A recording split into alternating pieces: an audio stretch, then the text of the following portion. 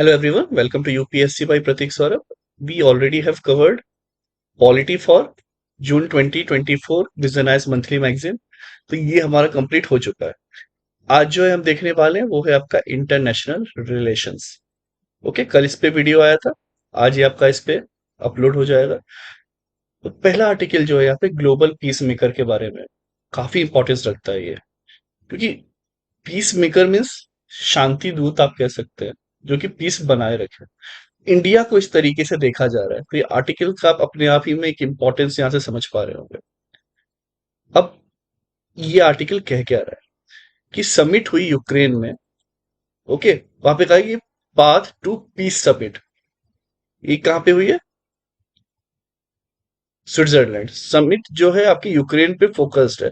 अब इस पे देखिए, अगर आपने प्रीवियस, इसलिए मैं बोलता हूँ कि अगर प्लेलिस्ट में जाए लास्ट 1 ईयर से जो है वो कंप्लीट करें। ये सब चीजें जो बार बार यूक्रेन पे ये वॉर हो रहा है, ये अभी का तो है नहीं, तो इस पे छोटी सी एक न्यूज बनेगी, लेकिन प्रॉपर वहां पे कवर अप किया गया है कि कैसे नेटो का इम्पैक्ट पड़ता है। अब ये नेटो क्या है, इस हर एक चीज आप बताए कमेंट सेक्शन में। इसके कारण जो है कहीं ना कहीं रशिया और यूक्रेन में वार हो रहा है, कहीं ना कहीं क्या मेन रीजन ही ये है। तो इस पे अच्छे से आपको पूरा इन डेप्थ एनालिसिस करके बताया हुआ है। और बार बार अगर हम ये चीज रिपीट करते रहेंगे, वीडियोस जो है काफी आवर्स के हो जाएंगे, तो वो चीज सही नहीं होती है। ठीक है, करंट अफेयर्स ये उस टाइम के लिए करंट अफेयर्स है, क्योंकि बहुत सारे लोग आएंगे कि सर आप लाइन टू लाइन नहीं बता रहे हैं, आप बहुत सारी चीजें नहीं बता रहे हैं। देखिए, मेन मोटिव होता है कि अगर ये आपका आर्टिकल है तो इसका क्रक्स समझ में आ जाए कि बेसिकली आर्टिकल कह क्या रहा है। ओके, क्योंकि ये कोई स्टैटिक पोर्शन नहीं होता है कि आप कोई सोचिएगा कि इस एक्ट के बारे में नहीं बताया, ये चीज के बारे में नहीं बताया। तो अगर आप इनिशियल लेवल से पढ़ रहे हैं या फिर कुछ कॉन्सेप्ट्स क्लियर नहीं है, तो उसके लिए आप हमारा फाउंडेशन बैच ज्वाइन कर सकते हैं, जो कि सिर्फ 5000 रुपीज अभी करेंटली जो है ऑफ है। इसलिए सिर्फ 5000 रुपीज में प्रीलिम्स मेंस सब कुछ वहां पे कराया जाएगा। अगर आपको सिर्फ विजन के करंट अफेयर्स मैगजीन्स देखने हैं, तो जैसे अगर मैं अभी रिकॉर्ड कर रहा हूं तो ये अपलोड होंगे, ऑब्वियसली फ्री ऑफ कॉस्ट होते हैं उस समय के लिए। देखिए, आफ्टर सम टाइम 1 और 2 डेज वो उसके लिए जो है माइन्यूट चार्जेस लगते हैं। अब वो माइन्यूट चार्जेस भी क्यों लगते हैं, उसके लिए भी एक वीडियो बना रखा है। ठीक है, तो ये देखिए, यहां से आप ज्वाइन कर सकते हैं। ये ज्वाइन करिएगा तो आपके पास ये ऐसे ऑप्शन दिखाने लगेगा।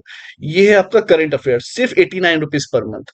और ये है आपका विजन का current affairs test series, Vision की कुछ हम भी जो हमारे करवाएंगे, सी सेट कुछ विजन्स के होंगे, कुछ जो वो हमने करवाए हुए लेक्चर्स, वो यहाँ पे आपको कवर अप मिल जाएगा। लेकिन आपको प्रॉपर आप चाहिए कि पूरा प्रीलिम्स और मेंस रहे, तो उसके लिए सिर्फ 5000 में आप रजिस्टर कर सकते हैं। अगर वहां आप रजिस्टर करते हैं तो आपको इसकी पेमेंट देने की जरूरत नहीं है, इसकी भी देने की जरूरत नहीं है पर मंथ।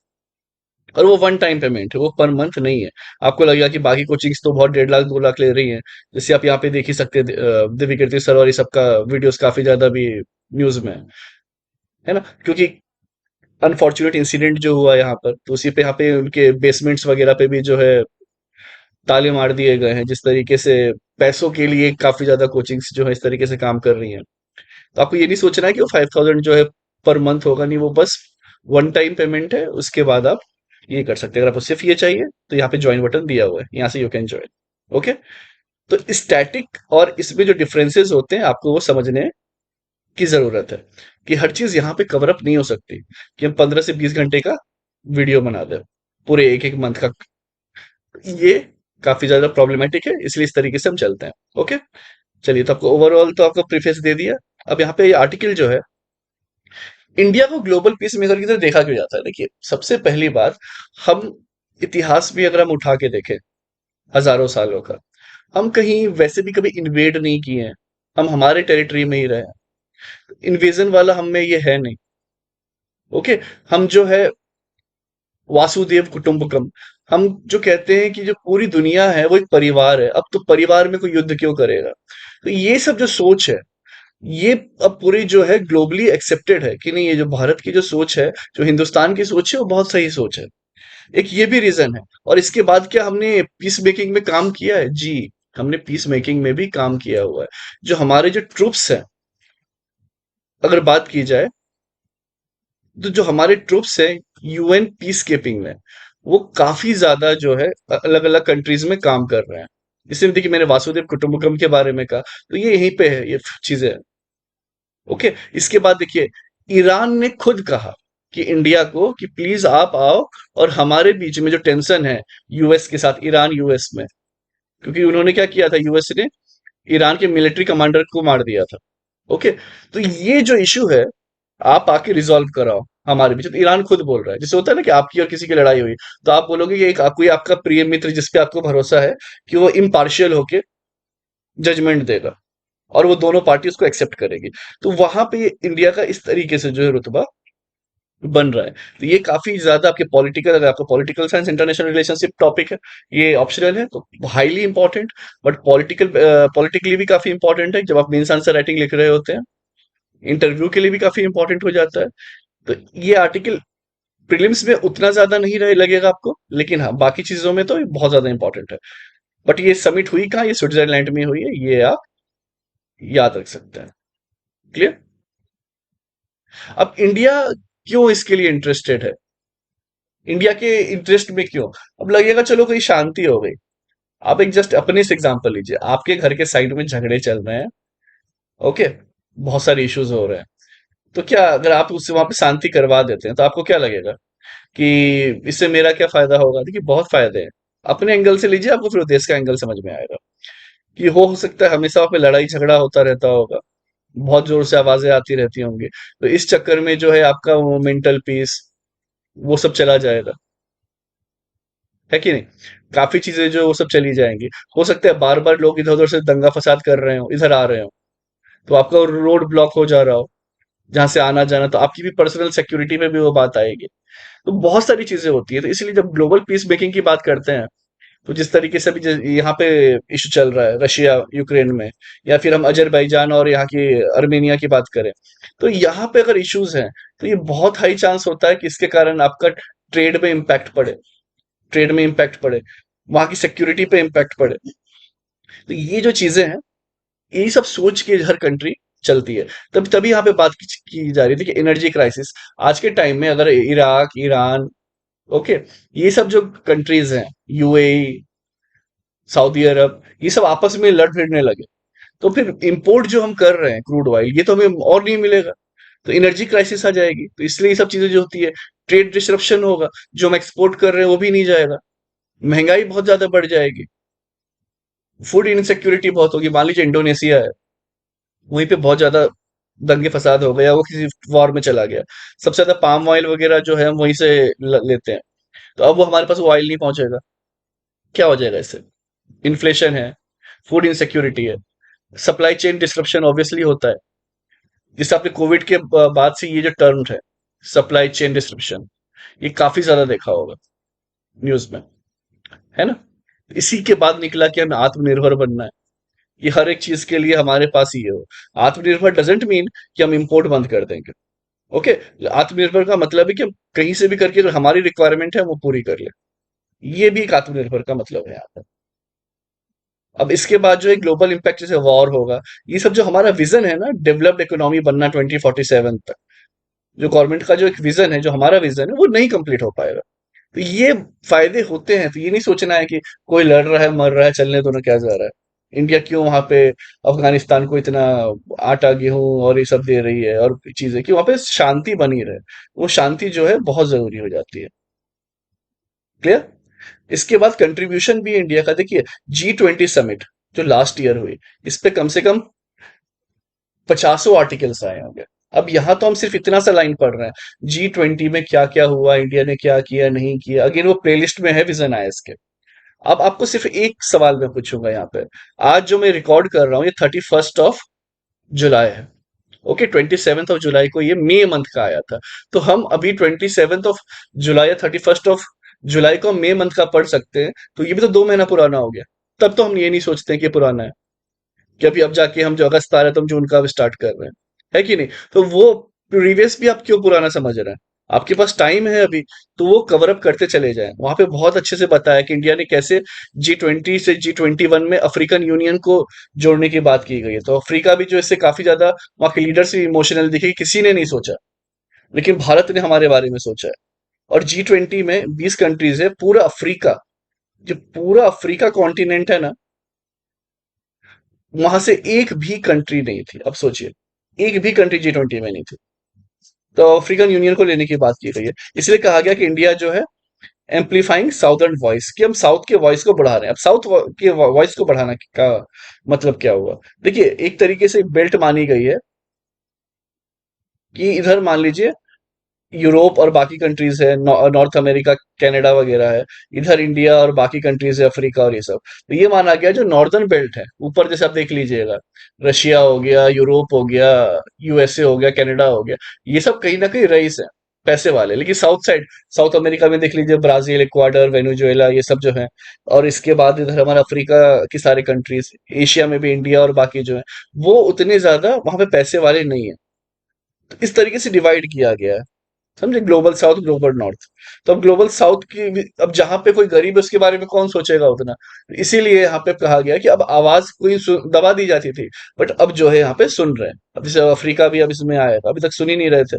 तो इंडिया ने कहा, जो इंडिया पावरफुल हुआ तो साथ में इनको भी लेके चल रहा है। अब जैसे भारत में कल्चर है ना, कि अगर पेरेंट्स के पास मान लीजिए उतना पैसा नहीं है, अब उसमें से अगर एक जो है बेटा या बेटी, उनके पास पैसा आ गया, मेहनत की, पैसा आया, तो अब वो पूरे परिवार को लेके चलेगा। भाई वही हमारी सोच है, तो इसी के हिसाब से जो है पूरे अफ्रीका के लिए भी यहाँ पे भारत ने सोचा है। तो this is in our, it's not about politics. ये जो है हमारे जीन में है कि हम इस तरीके से हर किसी का सोचते हैं, है कि नहीं, इरिस्पेक्टिव ऑफ कास्ट, रिलीजन, जो भी है, तो हम यहाँ पे सबके बारे में सोचते हैं। तो ये इस तरीके से आप यहाँ पर लिख भी सकते हैं, और ये काफी इंपॉर्टेंस रखता है। फिर बाद में नॉन अलाइनमेंट मूवमेंट, हम हमेशा से किसी एक के लिए अलाइन नहीं रहे, कि हम कभी प्रो यूएसए रहे हो कि नहीं हम यूएसए की तरफ टिल्ट है, जी नहीं, कभी नहीं। इसके बाद जो है, क्या हम रशिया की तरफ या यूएसएसआर बोल रहे हैं, पहले यूएसएसआर था उसकी तरफ टिल्ट थे, जी नहीं।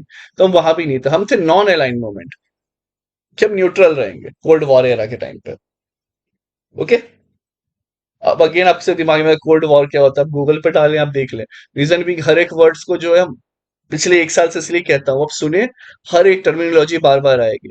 ये ग्लोबल साउथ और इस तरीके के टर्म्स कम से कम 7-8 बार डिस्कस हो चुकी है। तो ये यहाँ पे आप जाएं, प्लेलिस्ट में देखें, उसके भी जो है आप डिस्क्रिप्शन में या फिर आपके कमेंट बॉक्स में आपको रजिस्ट्रेशन लिंक भी मिल जाएगी यूपीएससी बैच की। इनफैक्ट आप ज्वाइन भी कर सकते हैं वहां से, जो वीडियोस में मेंबरशिप है वहां देख सकते हैं। और मेंबरशिप भी क्यों हमें ये स्मॉल प्राइस से लाना पड़ा, उस पे भी 2 वीडियो बना के हमने अलग से रखे हुए हैं, कि उसका भी रीजन क्या था। आप चाहे तो वो भी देख सकते हैं, तो आपको वो समझ में आएगा। It's not about the commercialisation, but यहाँ पे ये क्यों जरूरतें पड़ती हैं। बहुत इनिशिएटिव्स लिए होंगे लोगों ने, बट बाद में वो बंद हो जाते हैं, फिर मतलब नहीं रह जाता है कि अब डिपेंडेंसी है। हम चाहते हैं कि चीजें जो है आप सबके लिए चलती रहे, उसका प्रॉपर वहां पे रीजन दिया हुआ है, तो वो भी आप चाहें तो देख सकते हैं। ओके, चलिए। इसके बाद ये तो हमने डिस्कस कर ही लिया है, वासुदेव कुटुंबकम के बारे में आपको बता ही दिया है। इंडिया ने काफी अच्छा काम किया है पीस कीपिंग में। ओके, ठीक है। इसके बाद कंट्रीब्यूशन की अगर बात करें, India UN peace keeping, United nation, आपका सीना जो है ना गर्व से चौड़ा हो जाएगा ये जान के कि इंडिया ने जो है लगभग 2,53,000 ट्रूप्स, जो यहाँ पे जो हमारे जवान हैं, वो गए हैं पीस कीपिंग मिशन के लिए। और जिसमें कि इंडिया जो है, उसने ऑल वुमेन कंटिजेंट इन 2007 इसमें भेजा था, लिबेरिया में। ओके। तो सिर्फ वहां पे वुमेन थी पीस कीपिंग के लिए। और इंडिया जो है इकलौता ऐसा कंट्री है, फर्स्ट कंट्री है ये करने वाला। कितनी बड़ी बात होती है जब वुमेन एम्पावरमेंट की, जब हम बात करते हैं कि ऐसा है वो है, तो आप ये एग्जाम्पल भी दे सकते हैं। कभी इस पे ज्यादा चर्चा नहीं होगी। क्यों नहीं होगी? कि भाई वेस्टर्न कंट्रीज को सिर्फ हमारी कमियां ही दिखानी है, लेकिन हमारी की अच्छाइयां क्या है, ये है जिसपे अभी आपको खुद ही प्राउड फील हुआ होगा कि देखो, एक तो पीस कीपिंग में हमारे सबसे ज्यादा कंट्रीब्यूशन है, लार्जेस्ट नंबर है। अब हर जगह बोलते हैं ना कि चाइना का इतना है, यूएसए में इतना पावर है, ये है। बट आप देखिए, जो हमारे जो जवान है, वो किस तरीके से यहाँ पे काम कर रहे हैं पीस कीपिंग में। इसके बाद लगभग 49 से ज्यादा मिशन में पार्टिसिपेट कर चुके हैं। और वो भी ऐसे वैसे में नहीं जी। देखिए गोलन, इधर आप देखिएगा इसराइल के पास जो है गोलन हाइट्स वगैरह, वहां पे यूएन इंटरिम फोर्स, लेबनान, ऐसी ऐसी जगह पे जहां पे बहुत ही हॉस्टाइल इन्वायरमेंट है, वहां पे पीस कीपिंग का काम किया है। ओके। ये आपको यहाँ पर याद भी रखना है, एंड काफी ज्यादा इंपॉर्टेंट। यूक्रेन रशिया वॉर में भी जो है हम ह्यूमैनिटेरियन एड दे रहे हैं यूक्रेन को।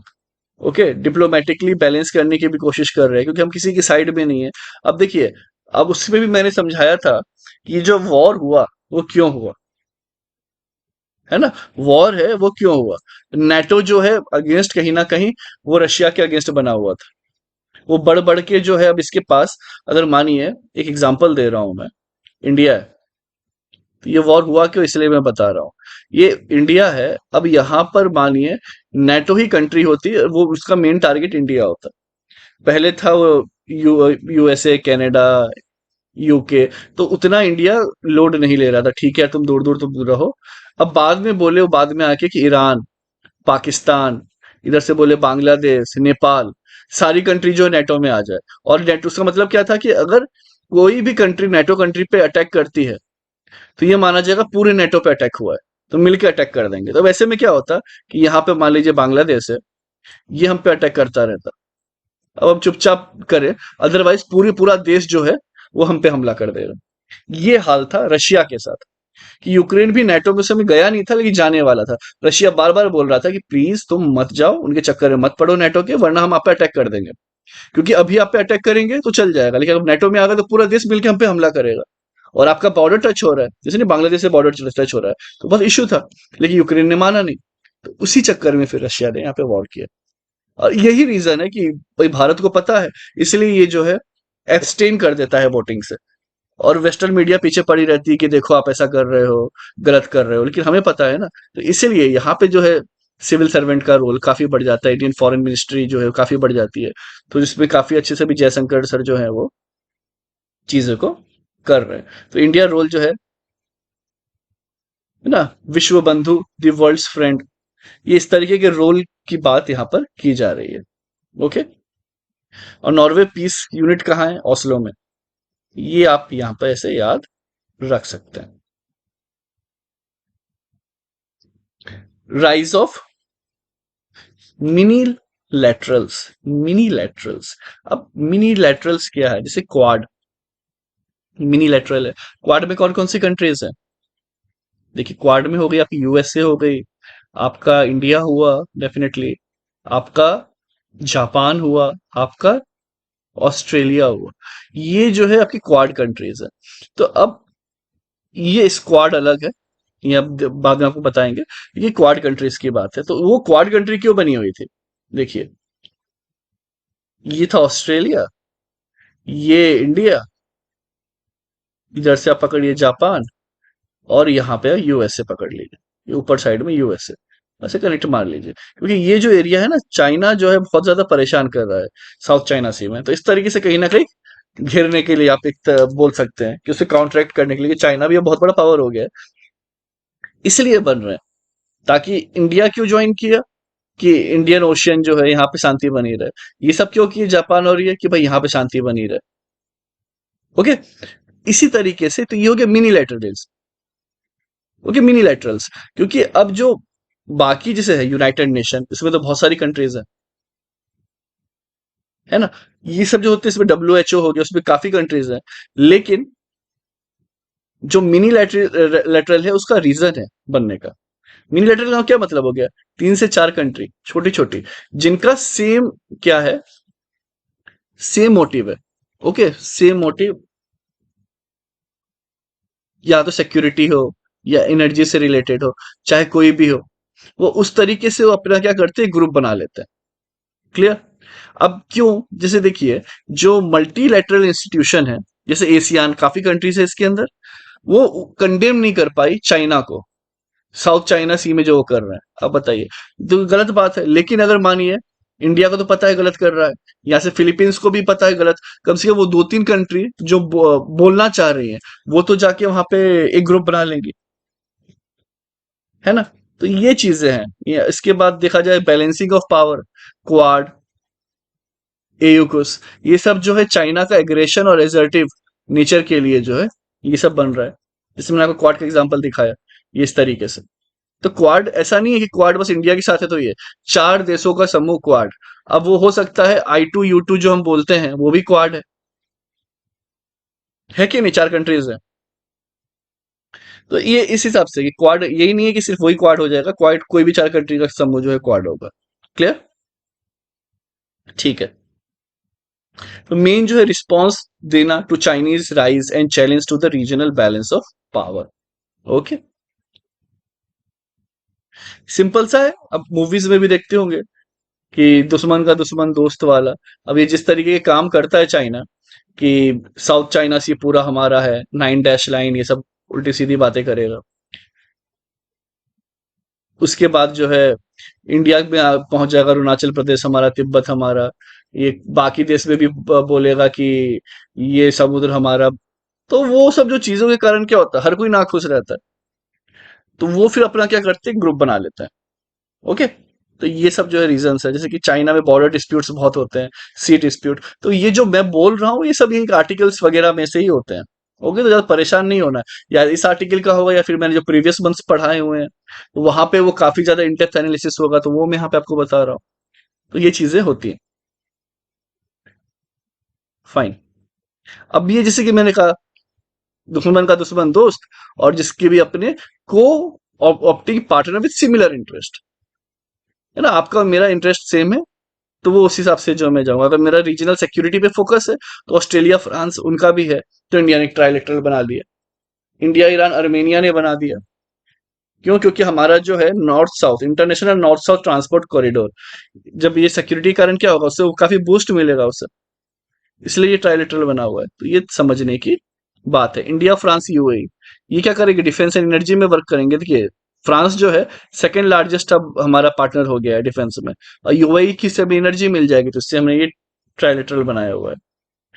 क्वाड में ये देखिए, यूएस अलायंस है। इधर क्या है, मिडिल ईस्ट है, I2 U2, यूएई है इसमें, है ना। इसलिए जो है यहाँ पे मिडिल ईस्ट की बात कर रहे हैं। तो ये सब रीजंस है जिसके कारण एक मिनीलेटरल, जैसे ये ट्राइलेटरल हो गया, 3 देश, क्वाड हो गया 4, मिनीलेटरल में 2 3 4 5 अपने हिसाब से जो ये रहेंगे। ओके, तो ये है आपका मिनीलेटरल। तो ये जो मिनीलेटरलिज्म अलोंग विथ कॉन्सेप्ट दिया हुआ है कि इंडिया को मिनीलेटरलिज्म की तरफ भी जाना चाहिए, और साथ में जो है मल्टीलेटरलिज्म की तरफ भी जाना चाहिए।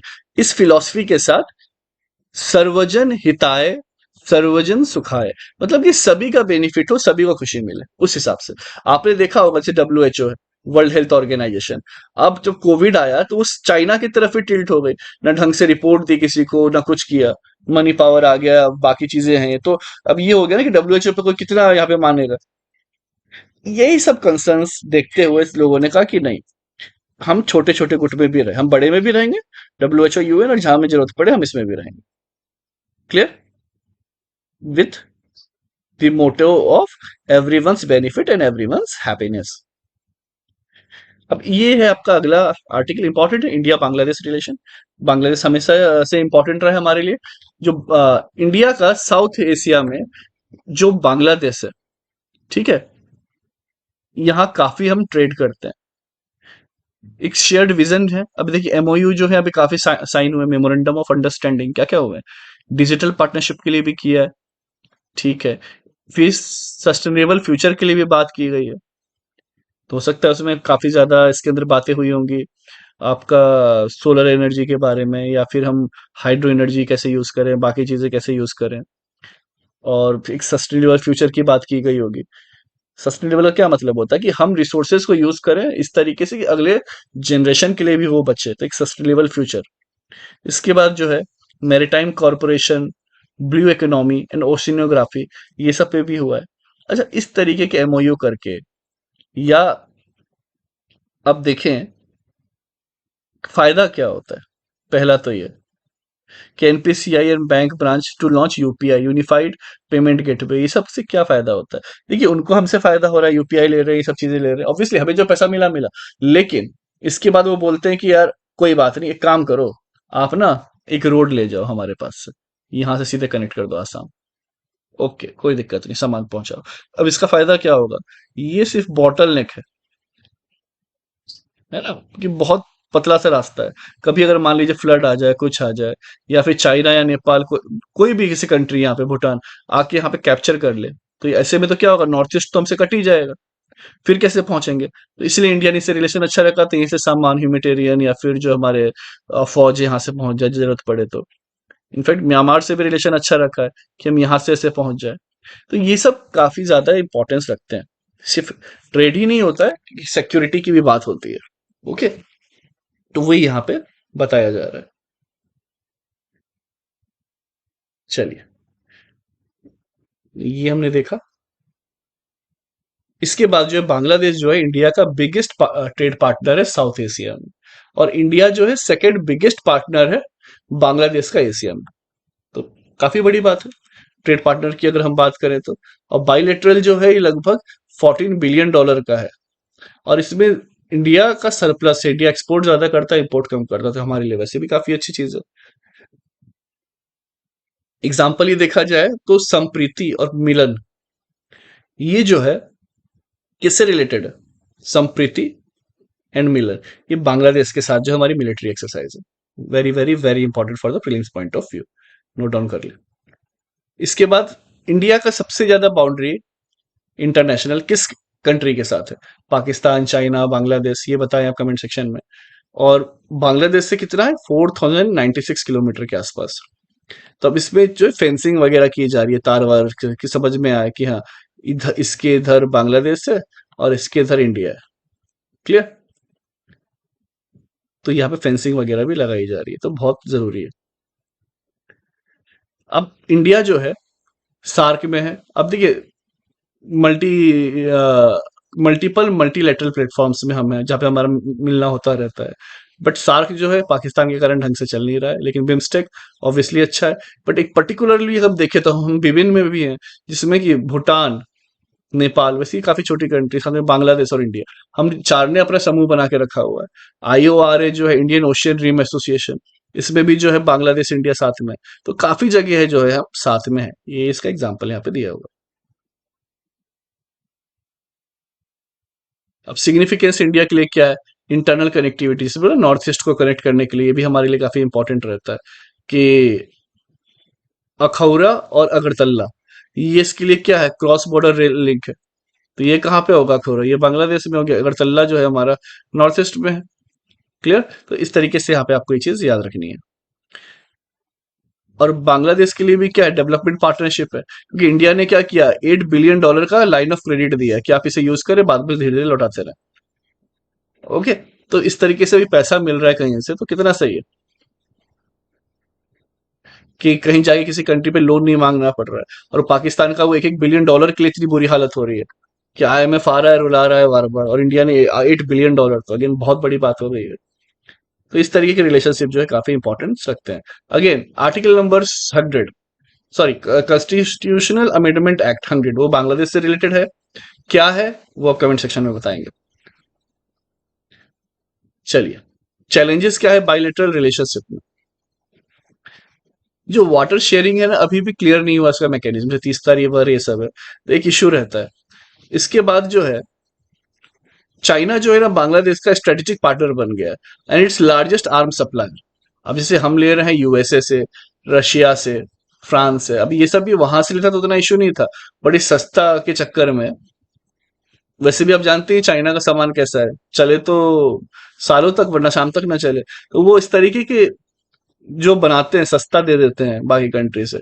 तो यही रीजन है बांग्लादेश वहां से काफी ज्यादा परचेस कर रहा है, तो इंडिया के लिए कंसर्न है। वैसे भी ये वहां के आर्म्स है।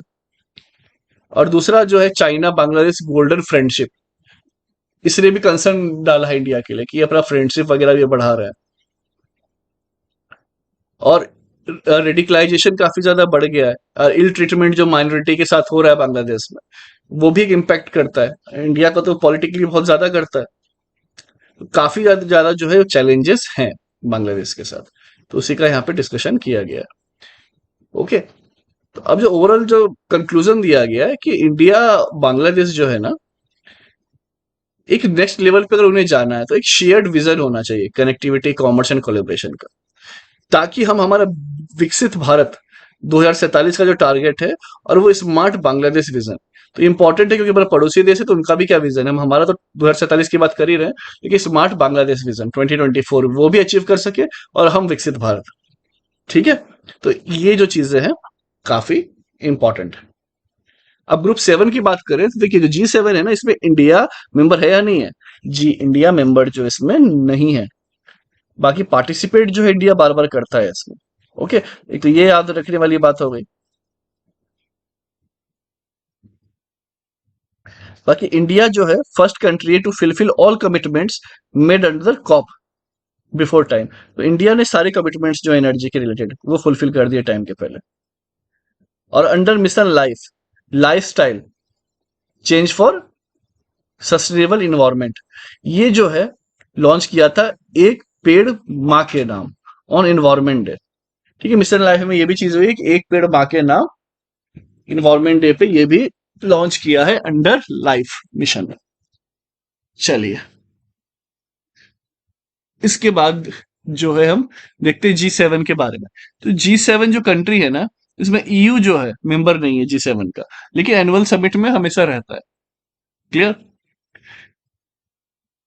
पहले रशिया था, France, Italy, Japan, UK, Canada, Germany, US. लेकिन जैसे क्रीमिया का वहां पे जो इनने अटैक किया था रशिया ने, है ना, और उससे हथियार लिया था, उसके बाद क्रीमिया को यहां से निकाल दिया गया, सॉरी रशिया को यहाँ पे निकाल दिया गया। तो फिर G8 से G7 हो गए। बट EU मेंबर नहीं है इसका, लेकिन अटेंड करता है समिट को हर साल। तो यहाँ देखा जाए 40% ग्लोबल इकोनॉमी G7 के पास है, लेकिन 10% वर्ल्ड का पॉपुलेशन, 90% कहीं और है। 36% ग्लोबल पावर जनरेशन कैपेसिटी है इनके पास। ग्लोबल एनर्जी डिमांड है, एनर्जी क्या, global energy related carbon dioxide emissions. तो लगभग ये जो 7 कंट्री है, वर्ल्ड का 1/4 CO2 इमिशन इन्हीं के पास से होता है, जो कि काफी हाई है। अब यहाँ पे कुछ अचीवमेंट्स की बात की गई है, उतना इंपॉर्टेंस रखता नहीं है।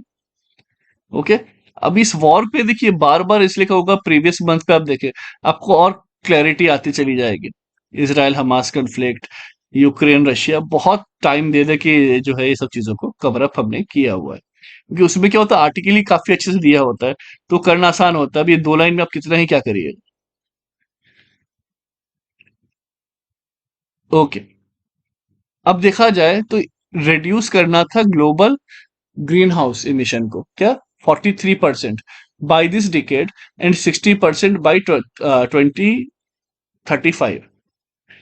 मतलब आज जितना एमिशन हो रहा है, अगले मतलब उस डिकेड के एंड तक 43% कम करना 2019 के लेवल से, और 35 तक 60%। मान लीजिए यहाँ पे 1 lakh kg of CO2 equivalent हर दिन एटमॉस्फेयर में जा रहा था, एग्जाम्पल। तो अब जो है 35 2035 तक, लगभग 16 साल बाद, अब वो 1 लाख की जगह सिर्फ 40,000 ही होना चाहिए। ओके, तो ये इसका मतलब होता है इक्विवेलेंट। सिग्निफिकेंस देखा जाए तो देखिए, सिग्निफिकेंस है काफी G7 का। G7 ना का एक सबसे अच्छा जो एक टास्क है, वो है फाइनेंशियल एक्शन टास्क फोर्स, जो कि बताता है कि आप कोई भी मनी लॉन्ड्रिंग या फिर ऐसी चीज जो भी टेररिस्ट एक्टिविटी को बढ़ावा दे रही है, ये सब चीजों में तो आप नहीं लगे हुए हैं। और अगर आप हैं तो फिर आपको सबसे ब्लैक लिस्ट, ग्रे लिस्ट इसमें डाल दिया जाता है। तो इसके हिसाब से कंट्री सैंक्शन लगा देती है कि हम इनके साथ ट्रेड नहीं करेंगे। जैसे ईरान पे ब्लैक लिस्ट लगा हुआ है ना, नॉर्थ कोरिया पे शायद लगा हुआ है। इसके बाद पाकिस्तान पे ग्रे लिस्ट है, अभी भी आई थिंक ग्रे लिस्ट में ही है कि हट गए हैं। ये आप कमेंट सेक्शन में बताइए। तो ये जो चीजें हैं, फाइनेंशियल एक्शन टास्क फोर्स जो किसके अंडर है, ये G7 के अंडर काफी इंपॉर्टेंट हो जाएगा ये प्रीलिम्स पॉइंट ऑफ व्यू से। इंडिया जो है, अब देखिए इंडिया को भी ना कहीं लेने की बात चल रही है। चाइना नहीं है इसके अंदर, आपको याद रखना है, क्योंकि इंडिया को 11 बार इनवाइट किया जा चुका है। इंडिया वैसे भी फोर्थ लार्जेस्ट इकोनॉमी बनने वाला है, कुछ टाइम में वो जापान को पीछे छोड़ ही देगा। तो इस हिसाब से इंडिया भी अपना इन्फ्लुएंस जो दिखा रहा है, ग्लोबल इंपॉर्टेंस में अपनी जगह बना रहा है। और इंडिया भी जो है इसका रेलेवेंस है कि देखिए अब ग्लोबल साउथ की आवाज कही जा रही है इंडिया को, तो इंडिया को होना काफी ज्यादा जरूरी है। जहां पे हम अफ्रीकन यूनियन को ला रहे हैं, तो कहीं ना कहीं G20 में, तो G7 में हमारा भी इंक्लूड होना काफी ज्यादा इंपॉर्टेंस रखता है। इसलिए यहाँ पे आर्टिकल में उसकी बात की जा रही है कि इंडिया एक तरफ जैसे G20 हमने यहाँ पे लाया, तो इससे ये भी पता चल गया कि G20 अगर भारत करवा सकता है, तो काफी अच्छे तरीके से अब प्रोग्रेसिव वे में है। G20 का उन्हें अगर ओनरशिप मिली है, पिछले साल।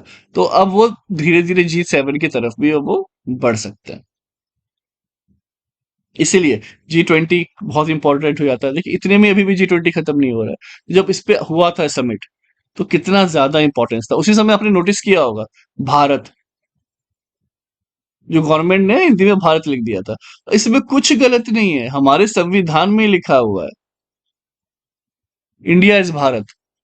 मतलब मैं इंडिया बोलूं या भारत बोलूं फर्क नहीं पड़ता। इंडिया इज भारत ऑलरेडी हमारे कॉन्स्टिट्यूशन की लाइन में लिखा हुआ है। वही अगर गवर्नमेंट ले लिख दिया तो पता नहीं हिंदी में लिखा है, ये लिखा है। तो लोगों को एटलीस्ट ये संविधान पता होना चाहिए। कि आपको पता था अभी तक कि इंडिया इज भारत? हमने ऑलरेडी पोस्ट भी डाला है कम्युनिटी में कि India is Bharat already defined है। अगर आपको नहीं पता होगा अभी तक, तो इंडिया बोले हम या भारत बोले, या भारत बोले या इंडिया बोले, दोनों एक ही चीज है। और ये कॉन्स्टिट्यूशन में लिखा हुआ है। क्लियर? ठीक है। तो ये सब जो चीजें हैं आपको समझ में आ गई होगी। जैसे वही कहा ना कि G20 का जो चेयरमैनशिप है, कॉम्प्लीमेंट करता है G7 के पार्टिसिपेशन में। ओके, तो जो भी यहाँ पे कहा जा रहा है ये सब आर्टिकल्स में ही से कहीं ना कहीं निकलता है। और हर बार आपको दिखेगा चाइना चाइना फैक्टर, कि भाई इसको कंट्रोल करने के लिए, या फिर वो कुछ जिस तरीके से काम कर रहे हैं इससे बाकी सब नाखुश है। तो ये एक फैक्टर हमेशा बना हुआ रहता है। तो कहीं ना कहीं चाइना को भी अपनी फॉरेन पॉलिसी चेंज करने की काफी जरूरत है, अगर वो एक हार्मोनी के साथ रहना चाहता है तो। अब हम देखेंगे जो पांचवा आर्टिकल है, इंडिया ईरान रिलेशन। अब ये देखिए, जो हॉरिजॉन बना है 2047 तक का, इंडो पैसिफिक रोड मैप हम कह सकते हैं इसे। इसके बेसिकली तीन पिलर है। पहला क्या, partnership for security and sovereignty. Obvious सी बात है, सिक्योरिटी हर बार हम देख रहे हैं कि ये भी सेम इश्यूज जो है, काफी डाइवर्सिटी है वहां भी। तो वो जो सेम इश्यूज जो फ्रांस झेलता है, कहीं ना कहीं हम भी झेलते हैं। तो एक इसके कारण भी एक बॉन्डिंग है। तो यहाँ पे सिक्योरिटी एंड सॉवरेनिटी की बात की जा रही है। इसके बाद पार्टनरशिप फॉर द प्लेनेट, कि प्लेनेट के लिए हमें सोचना है, तो इसलिए उन्हें जो भारत ने जो इनिशिएटिव लिया है, इंटरनेशनल सोलर अलायंस, उसमें जो है फ्रांस भी जुड़ा है। देखिए जब शुरू किया था ना भारत ने, तो इक्वेटर के आसपास के जितने भी कंट्री थे उनको बोला था प्लीज ज्वाइन कर ले, क्योंकि आपके पास ज्यादा सोलर एनर्जी आती है ना। इंडिया इक्वेटर के ऊपर है, बट सब उसके आसपास वालों को तो स्पेशली इनविटेशन भेजा था। और बाद में भले आप सब दूर है, लेकिन सन आ पहुंच तो हर ही जगह रहा है। तो इन सब ने भी क्या किया, वहां पे बाद में ज्वाइन किया। डिफेंस कॉर्पोरेशन की बात करें तो लगभग 33% अब इंडिया का जो है ना इंपोर्ट कहाँ से होता है, फ्रांस से। तो इसे सेकेंड लार्जेस्ट आर्म सप्लायर बनाता है, वो जैसे मैंने इसके पहले भी आर्टिकल में डिस्कस कर ही लिया था आपसे। तो एज पर Stockholm International Peace Research Institute, जो राफेल है, जिसपे कुछ बार डिस्प्यूट्स भी हुआ था, और P-75 स्कॉर्पियन प्रोजेक्ट, ये सब कहां से आया है? ये सब आया है आपका फ्रांस से। क्लियर? इसमें वरुणा और फ्रिंज X-23, ये किससे रिलेटेड है एक्सरसाइजेस? ये इंडिया एंड फ्रांस का रिलेशन है। ओके। और फ्रांस जो है one of the largest investor है, डेफिनेटली। लगभग $659 मिलियन का इन्वेस्टमेंट यहाँ पे किया है 2022 से 23 के बीच में। तो ये यहाँ पे याद रखना पड़ेगा। और फ्रेंच ने जो है डेवलप किया है 14 super computer, including fastest super computer परम सिद्धि एट 4.6 पेटाफ्लॉप पर सेकेंड। तो पेटाफ्लॉप यूनिट हो गई साइज की, पेटाफ्लॉप फ्लॉप्स पर सेकेंड का जो है परम सिद्धि नाम से सुपर कंप्यूटर बनाया है। ठीक है, तो इंपॉर्टेंट हो गया, ये भी हमें पता होना चाहिए।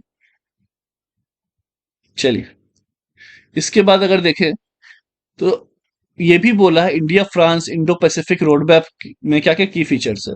ये कोऑपरेट करेगा फ्रेंच ओवरसीज टेरिटरी, जैसे ला रियूनियन, ओके, न्यू कैलिडोनिया, या फ्रेंच पॉलिनेशिया। ये फ्रेंच के बाहर के एरिया है, ला यूनियन और ये सब जो है आपका कैलिडोनिया, पॉलिनेशिया।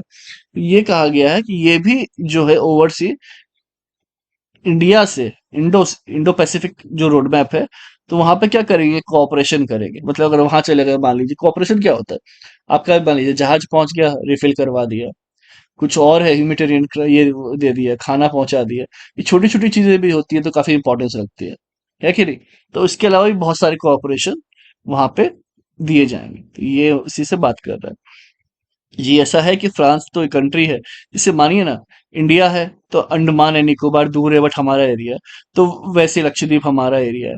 वैसे ये बाकी जगह भले ही यूरोप में कुछ ऐसे हैं कि एशिया में इनका टेरिटरीज है, तो ये सब उसकी बात चल रही है कि वो भी कोऑपरेट करेंगे। क्लियर? इसके बाद देखेंगे अब इंडिया यूरेशिया रिलेशन। अब यूरेशिया क्या है? यूरोप और एशिया इज यूरेशिया। तो यहाँ की जो एरियाज है, अब और चाइना पकड़े, जैसे कि रशिया हो गया, इधर के एरियाज हो गए, पूरा यूरोप हो गया, ये सब यूरेशिया है। अब ये इसलिए ज्यादा जो है कि यहाँ पे जो चेंजिंग जियो पॉलिटिक्स है, जैसे अजरबैजान अर्मेनिया का जो कॉन्फ्लिक्ट हुआ है, नौरंगो काराबाह, बहुत इंपॉर्टेंट है ना? ये यही सब एरिया है जो आपका अर्मेनिया और अजरबैजान का है। यहाँ पे काफी ज्यादा कॉन्फ्लिक्ट्स हो रहे हैं। इसके बाद जैसे देखा जाए Chinese influence, one belt one road initiative, belt and road initiative है, तो इसके कारण भी काफी ज्यादा चेंजिंग जियो पॉलिटिक्स है यूरेशियन रीजन में। ओके, इसलिए ये आर्टिकल दिया हुआ है। अब यहाँ पे कहा गया है कि जियो स्ट्रेटेजिक अलायंस है, जहाँ पे चाइना रशिया जो बोल रहे हैं हमारा नो लिमिट पार्टनरशिप है टू काउंटर यूएसए, मतलब हमारी ये लिमिट नहीं है, हमारी लिमिटलेस है। हम यूएसए को काउंटर करने के लिए हम दो जिसमें एक जान बन जाएंगे, मतलब ऐसा उनने सीधे बोल के रखा हुआ है, काइंड ऑफ हम बोल सकते हैं। फाइन, तो इसके कारण क्या हो रहा है? अब यूएस रशिया एक साथ हो गए, साथ में ईरान भी ईरान के पूरे अगेंस्ट में है, सैंक्शन लगा के बैठा हुआ है, पता ही है आपको। तो अब ईरान, आपका चाइना और रशिया मिलके एक एक्सिस बना रहा है। China, Iran, Russia, Turkey, Pakistan भी अब इसमें देखते ही हैं आप। चाइना जो है, आप सीधे कह सकते हैं कि चाइना के तो गोद में पाकिस्तान बैठा हुआ है। ठीक है, मारे फेंके जो करे वो सब चाइना का काम है पाकिस्तान के साथ, तो वो तो वैसे ही है। और अब इनका रिलेशन बना हुआ है चाइना और रशिया का, तो अब भले वो इंडिया से कितना भी अच्छा रिलेशन हो, लेकिन अगर इनका पाकिस्तान से है, तो कुछ बोल नहीं पाता है भारत को। ठीक है, मतलब भारत बोले भी कि नहीं से आप अलग हो जाओ, देखो पाकिस्तान इधर, तो वो नहीं हो पाता है, क्योंकि देखिए चाइना के पास पैसा भी बहुत है, और वो भी प्योर अगेंस्ट में है यूएसए के, जैसे कि चाइना अगेंस्ट में। तो यहाँ पे इनकी थिंकिंग भी मिल जाती है, दुश्मन का दुश्मन वैसे भी दोस्त। तो ये चीजें हैं। फिर चाइना, ईरान, ईरान जो इसके अगेंस्ट में, पाकिस्तान भी जो पहले यूएस फेवर करता था, अब देखिए सब चाइना की गोद में वहां पे पड़ा हुआ है। तो ये जो चीजें हैं, China, Iran, Russia, Turkey, Pakistan, ये भी एक स्ट्रेटेजिक पेंटागोनल बन गया। क्वाड पे चार, पांच पे पेंटागोनल, या फिर ये एक्सिस की बात की जा रही है। तो यहाँ पे आपको समझ में ये चीज आ गई होगी, ये काफी ज्यादा एक इंपॉर्टेंस है यहाँ पे यूरेशिया लेवल पे, अगर हम देखें। अब इंडिया में जैसे कि मिडिल ईस्ट है, यूरोप इकोनॉमिक कॉरिडोर है, तो ये सब जो है ना, काफी इंपॉर्टेंस रखते हैं, like US, Europe and emerging power such as India, Saudi Arabia and UAE, to promoting a more balanced and interconnected Eurasian order. क्योंकि वहां पे इंटरकनेक्शन जो है काफी इंपॉर्टेंट है, जैसे इंडिया का नॉर्थ साउथ कॉरिडोर है, काफी इंपॉर्टेंस रखता है ना?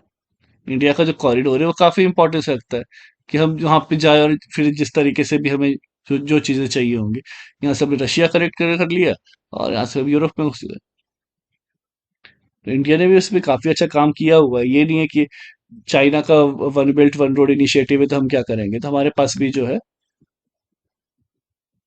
इंटरनेशनल नॉर्थ साउथ कॉरिडोर है, जो कि ऑलरेडी अब एक तरीके से वर्किंग हो गया है ना? इसके बाद देखते हैं challenges in, I guess Atal Bihari Vajpayee ji का वो थिंकिंग थी सन 2000 में, कि हमें इस तरीके से चाइना को काउंटर करना चाहिए, तो फिर वहां पे ये चीज बनी थी, तो लगभग 20 से 25 साल लगे वो प्रॉपर बनने में, और अब कहीं ना कहीं वो वर्किंग की तरफ है, स्टार्ट होने पे है, या कहीं कहीं कहीं पार्ट पे हो चुका है। अब अदर अपॉर्चुनिटीज क्या है, चैलेंजेस क्या है इंडो रशियन इसमें, कि भाई प्रॉक्सिमिटी टू चाइना, देखिए चाइना वैसे भी इसके पास है, और इंडिया जो है परसिव टिल्ट्स टुवर्ड्स यूएस और क्वाड। अब आप क्वाड की तरफ चले गए, आप इसके तरफ चले गए, कहीं ना कहीं उस पर भी यूएस है, आप जापान इनकी तरफ जा रहे हैं, तो आप कहीं ना कहीं फिर आप चाइना को काउंटर कर रहे हो। अब चाइना और फिर ये एक दूसरे को दोस्त मानते हैं फिलहाल के सिनेरियो में, क्योंकि यूएस के अगेंस्ट है। तो ये सब चैलेंजेस जो है यहाँ पे डेफिनेटली चल रहे हैं। अब एक जापान के साथ रिलेशन देख लेते हैं। तो जापान जो है वहां पे भी स्ट्रेंथनिंग की बात की जा रही है, बिजनेस टू बिजनेस या पीपल टू पीपल कोऑपरेशन, कि वो जो है ज्यादा से ज्यादा किया जाए। अब प्राइम मिनिस्टर जो है भारत के, वो जापान के साथ बायलिटरल मीटिंग भी कर लिया उन्होंने, जब वो G7 मीट पे गए थे अपुलिया इटली। तो जो रिसेंट जो हुआ है मीट G7 का, वहां कहा वो कहा हुआ है अपुलिया इटली में। लेकिन वहां पे जापान भी था, भारत भी था, तो उन्हें 1-to-1 बायलिटरल मीटिंग भी कर ली। क्या को जाके अब पैसा खर्च करना, वक्त लगाना, जब वहीं सामने सामने लीडर से तो बात कर ली। समझे? तो ये चीजें हैं। बाकी इंडिया और जापान जो है साथ में पार्टिसिपेट कर रहे हैं सप्लाई चेन रेजिलियंस इनिशिएटिव, कि अभी से कोविड के कारण जो सप्लाई चेन का जो डिसरप्शन हुआ था, स्पेशली चाइना पे सब ओवर डिपेंडेंट थे, तो उसको तोड़ने की बात की जा रही है। बोथ जापान और Japan free and open Indo Pacific strategy जो है वो इम्प्लीमेंट हो पाई भारत के साथ। अब इसमें जो मिलिट्री एक्सरसाइज है, मिलिट्री एक्सरसाइज जो है वो है आपका धर्मा गार्जियन, शिन्यू मैत्री और जिमेक्स। ये किससे रिलेटेड है? ये जापान से, तो ये आपको याद रखना है। बायलेटरल ट्रेड जो है लगभग $22 बिलियन के आसपास का है, फिर भी कम है, तो इसे और बढ़ाया जा सकता है। इसमें इन्वेस्टमेंट जो है 5 ट्रिलियन येन के आसपास करना चाह रहा है जापान इंडिया में। लेकिन जितना एफडीआई फिर भी करता है ना बाकी कंट्रीज में, उस हिसाब से ये कम ही है। अब 5 ट्रिलियन येन आपको लग रहा होगा ये कितना ज्यादा है। एक्चुअली में रुपी जो है हमारा इंडियन रुपी, वो वहां के येन से ज्यादा स्ट्रांग है। तो आपको ये नहीं सोचना कि कितना रुपया होगा ये। एक्चुअली में ये फिर कम ही हो जाएगा। ये 5 ट्रिलियन है तो सर 2 ट्रिलियन 3 ट्रिलियन रुपी के आसपास होगा। ओके। अब फिर उसको डिवाइड बाई आप 80 करिएगा तब जाके डॉलर बनेगा। 82 83 जो रेट चल रहा है अभी, है ना? तो ये चीज है। अब सिग्निफिकेंस जो है इंडिया के लिए यही है कि फॉरेन डायरेक्ट इन्वेस्टमेंट मिलता है हमको, इंफ्रास्ट्रक्चरल डेवलपमेंट मिल जाता है, कि Mumbai Ahmedabad high speed rail जो बना रहे हैं हम, स्किल डेवलपमेंट मिल जाता है, टेक्निकल ट्रेनिंग दे देते हैं, ये सब कर देते हैं। अब उनको क्या फायदा था जापान को? तो जापान में वैसे पॉपुलेशन कम हो रहा है, तो बोलते डेमोग्राफी थोड़ी सही हो जाती है, इंडिया से जो लोग वहां चले आते हैं वर्क के लिए। इन्वेस्टमेंट अपॉर्चुनिटी इंडिया में ऑटोमोबाइल टेक्सटाइल ये सब काफी ज्यादा है, फूड प्रोसेसिंग, है कि नहीं? फिर रॉ मटेरियल्स मिल जाते हैं इंडिया से, जो है आयरन ओर वगैरह जापान ले लेता है। ओके। तो ये सब चीजें, लार्ज मार्केट है इंडिया का, तो उससे जहाँ पे जापानीज गुड्स बिक जाते हैं। आई गेस जो मारुति सुजुकी, मारुति जिसमें कि इंडियन पार्ट था, लेकिन सुजुकी जहां तक जापानीज है, correct me if I am wrong. तो ये जो है देख सकते हैं कितना ज्यादा यहाँ पे बिकता है कि नहीं? तो ये रहा इस आर्टिकल पे जो मेन मेन चीजें थी। अब चैलेंजेस जो है वो हर जगह चैलेंजेस होते ही हैं। देखिए बायलिटरल ट्रेड जो मैंने कहा ना काफी कम है, तो इंडिया वो बढ़ाने की काफी ज्यादा जरूरत है। और इंडिया में भी बेसिकली जो हम कर रहे हैं वो इम्पोर्ट कर रहे हैं, एक्सपोर्ट उतना हो नहीं पा रहा है। और जापान जितना टोटल आउटवर्ड एफडीआई दूसरे देशों में देता है, उसका बहुत ही कम हिस्सा है इंडिया जैसी बड़ी कंट्री के हिसाब से अगर हम देखें तो ये सब जो चीजें हैं यहाँ पर दी हुई हैं। चलिए अब देखते हैं हम न्यूक्लियर वेपन्स आर्सेनल। अब न्यूक्लियर वेपन आर्सेनल क्या होता है? देखिए ऐसा वेपन जिसके कारण डिस्ट्रक्शन हो सके, तबाही ला सके।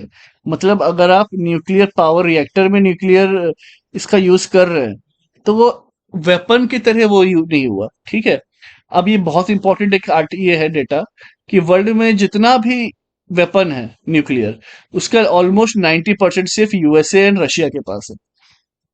आपको लगता होगा अभी भी रशिया तो इतना टूट गया है, इतना गरीब है, कोई बहुत ज्यादा पैसा भी नहीं है, इवन, है ना? बहुत दिक्कतें हैं उनके साथ, फिर भी यूएसए से कैसे टक्कर ये दे देता है? क्यों? क्योंकि उनके पास अभी भी ये बहुत ज्यादा है न्यूक्लियर वॉरहेड। और आपको लगेगा नक्शा देख के कि नहीं बहुत दूर है रशिया और यूएसए, बट आप देखिए जो ये तो स्फेरिकल है, अर्थ जो है, या फिर राउंड शेप बोले, जैसा बोलना चाहे। तो इसके कारण क्या होता है, जब वैसे देखेंगे तो ज्यादा डिस्टेंस है ही नहीं रशिया और यूएसए में। इनफैक्ट इंडिया ज्यादा दूर है रशिया से। तो ये वॉर आसानी से इनका हो सकता है, इनका जो वॉर है वो आसानी से हो सकता है। इसीलिए यहाँ पे ये बात की जा रही है कि इनके पास, इंडिया के पास देखिए 172 ही आर्सेनल है, जबकि टोटल 12,100 वॉरहेड है, जिसमें कि 90% इनके पास है। अब आप सोच लीजिए, लगभग 11,000, 5-5 हजार दोनों के पास होंगे, 5-6 हजार, 5-6 हजार। तो ये हाल है। अब प्रीलिम्स के लिए ये इंपॉर्टेंट हो जाता है। इंडिया का इतना ही है, लेस देन 200 ही है। पाकिस्तान के पास भी लगभग इतना ही है। ओके। अब यहाँ पे कहा गया कि टोटल न्यूक्लियर वॉरहेड डिक्लाइन हुआ है। समझिए, वॉरहेड जो डिक्लाइन हुए, लेकिन ऑपरेशनल वॉरहेड इंक्रीज हुए। अब जैसे कि ये रहा, वॉरहेड बना हुआ था, अब इसको ऐसे डिफ्यूज करके, मतलब ऐसे रखा हुआ है, लॉन्च नहीं है कि आप जब चाहे बटन दबाए वो ये हो जाए। तो ऑपरेशन में नहीं है, तो ये कम हुआ है। लेकिन जो ऑपरेशन में है कि कभी भी अटैक कर सकता है, ये चीज, वो बढ़ गए हैं। तो थ्रेट्स तो अभी भी बढ़ ही रहा है। समझे बातों को? तो ये चीज है, इसके लिए ट्रिटी लाई, नॉन प्लोरिफरेशन एफर्ट्स के लिए जो है एनपीटी आया। इंडिया ने जो है इसे साइन नहीं किया। क्यों साइन नहीं किया? बोला भाई साहब, एक तरफ पाकिस्तान न्यूक्लियर पावर, वो बना के बैठे हुए हैं, एक तरफ चाइना, वो यूएनएससी का मेंबर है, तो वो रख सकते हैं ये। अब बीच में हम फंसे हुए हैं। अगर हम रख दिए तो दो न्यूक्लियर पावर के बीच में क्यों फंसेंगे? समझने वाली बात है। तो इंडिया का बोलना है बैन करें, सही बात है, बहुत अच्छा है ये एनपीटी, कि इसका जो है हमें प्रोलिफरेशन नहीं करना है। इसका मतलब क्या होता है? इसका मतलब होता है कि उसे बढ़ाना है ना, 2 का 4, 4 का 8, 8 का 16, इस तरीके से नहीं बढ़ाना, उसे रोकना है, खत्म करना है। इनका कहना है कि ठीक है, चाइना भी खत्म करे, आपका पाकिस्तान भी खत्म करे, लेकिन साथ में रशिया और यूएसए भी हटाए। वो इतने क्यों 5-5 हजार रखे हुए हैं, 10-10 हजार रखे हुए हैं? हाँ, कि एलियन आके अटैक करने वाला है क्या हम पे? तो भाई अटैक करेगा तो हम एक साथ देखेंगे। लेकिन आप अगर बाद में अगर हम सब हटा लें, तो ये तो हमारे लिए भी बहुत खतरनाक हो जाएगा। तो ये हमारी जो सिक्योरिटी है वो काफी ज्यादा इंपॉर्टेंस है। बस इंडिया ने बोला कि ठीक है, हम इतना कर सकते हैं कि नो फर्स्ट पॉलिसी, मतलब हम पहले किसी पे भी अटैक नहीं करेंगे, लेकिन अगर हम पे अटैक होगा तो उसका हम जवाब उससे देंगे। क्लियर? ये जो है, ये देखिए, पाकिस्तान ने जो has not declared a no use first policy, लेकिन इंडिया ने जो है ये दिया हुआ है। अनलाइक इंडिया, पाकिस्तान ने नहीं बोला है। हमने फिर भी चलो बोल दिया दुनिया को कि देखिए, हमने तो इसे टेस्ट भी काफी सही तरीके से किया है। लाफिंग बुद्धा जो है, आपको पता है, अटल बिहारी वाजपेयी जी के समय जो हुआ था। इसके पहले जो है आपका, आई गेस इंदिरा गांधी जी के समय हुआ है। तो ये ऑलरेडी जो है हमने काफी तरीके से किया हुआ है। सबको पता है दुनिया को कि हम इसमें अच्छे हैं, हमारे पास मिसाइल्स भी अच्छी हैं। अग्नि मिसाइल्स का आप रेंज देखिए, काफी ज्यादा है। कहीं ना उनको भी पता है कि हमारा रेंज यूएसए तक है, बट हम शो नहीं करते हैं, कहीं ये ना लगे कि हम उनको टारगेट करना चाह रहे हैं। ठीक है, तो हम दिखाते हैं कि हमारे 7,000 6,000 किलोमीटर ही तक हमारा रेंज है। एक अभी जो है मॉडर्न इंटरनल बातें जो होती है ना, वो ऐसे ही रहती है, कि भाई हम आपका रिस्पेक्ट कर रहे हैं वाली बात है। ओके। तो ये आर्टिकल यहाँ पर ये रहेगा। इसके बाद अब देखिए, मैसेजेस आते रहते हैं। Way forward to de-escalate nuclear race. अब वही है, नो फर्स्ट यूज पॉलिसीज है, रिफ्रेन करना चाहिए इमीडिएट स्टेप्स। अब ये आप खुद सोच सकते हैं, डी एस्केलेट कैसे किया जाए। लोग बता ना, सारे ही कंट्री को बोलो, नेटो रहे चाहे आपका यूएसए रहे, कोई भी रहे, कि भाई आपको ये यूज नहीं करना है। हर किसी को ट्रिटी साइन करनी है और सबको स्क्रैप कर देना है। क्लियर? ये नहीं, कुछ कंट्री रख सकती है, कुछ नहीं रख सकती, तो बहुत गलत बात हो जाएगी ना। अब देखिए, न्यूक्लियर वेपन टेक्नोलॉजी की बात की जाए, तो इसमें दो तरीके होते हैं, एक फिजन वेपन, एक फ्यूजन वेपन। फिजन क्या होता है? Weapon are commonly referred to as atomic बम।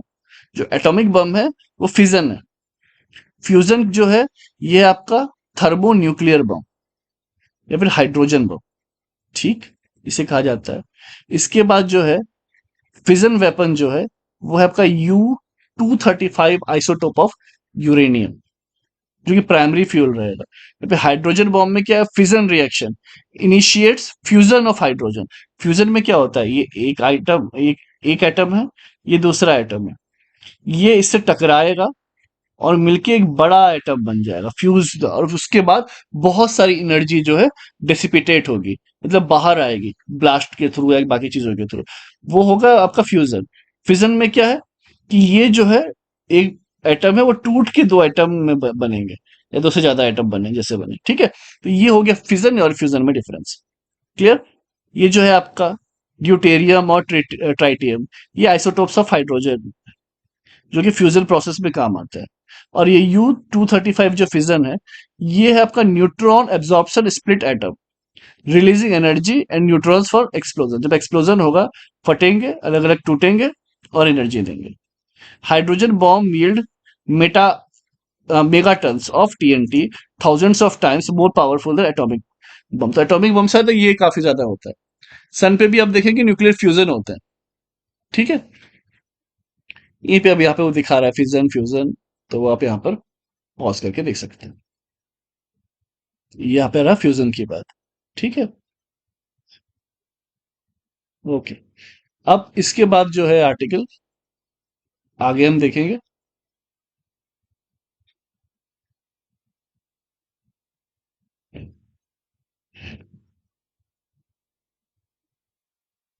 चलिए, तो ये न्यूज इन शॉर्ट्स हम कुछ देख लेते हैं। India Italy strategic partnership, again ये इस बार जो है हम प्रीवियस मंथ देख चुके हैं, लेकिन इसमें इंपॉर्टेंट जो है वो सिर्फ इतना था कि इंडिया जो है फोर्थ लार्जेस्ट ट्रेडिंग पार्टनर है। EU, इसके बाद जो है आपका जर्मनी आता है, बेल्जियम और नीदरलैंड। इंडिया जो के साथ जो इटली है, ये फोर्थ लार्जेस्ट है। मुझे लगता है चाहे बैटरी लो हो गई है इसकी, इट्स ओके लैपटॉप की। जब आपके लिए रिकॉर्डिंग करते हैं तो पता है AC से लेके सब कुछ बंद करना पड़ता है, तो पसीने पसीने हो जाते हैं। अदरवाइज वो साउंड जो है उसमें बहुत ज्यादा इश्यूज होंगे, डिस्टरबेंस होगा और आपसे पढ़ नहीं पाएंगे। तो काफी एफर्ट्स डालने पड़ते हैं, जिसके बाद ये सब चीजें हो पाती हैं, चाहे वो आपका चार्जिंग हो या बाकी चीजें। चलिए, ये इटली के लिए काफी है। बाकी इसके बाद जो है आपका पैसिक्स एक्सरसाइज मिलन, नेवी एक्सरसाइज, ये इटली के साथ होता है। तो डिफेंस सिक्योरिटी पैक्ट हम कह सकते हैं। तो ये इस तरीके से जो भी रहेगा वो आपको नोट डाउन जो है करना पड़ेगा। ठीक है, तो एक जगह आप ये रख लिया करें। ठीक है, चलिए। Indus x initiative mark 1 year anniversary. अब जो ये है 1 साल एनिवर्सरी हुआ है, ये एक्चुअली क्या है ना, ये बहुत इंपॉर्टेंट है। प्रीलिम्स पॉइंट ऑफ व्यू से तो बहुत ज्यादा। इसमें क्या है, इंडिया और US ने एक अच्छा इकोसिस्टम रहे डिफेंस इनोवेशन के लिए, उसके लिए यहाँ पर इंडक्स एक्स इनिशिएटिव लाया था, जो कि है आपका initiative on critical and emerging technology and to be specific on defence innovation.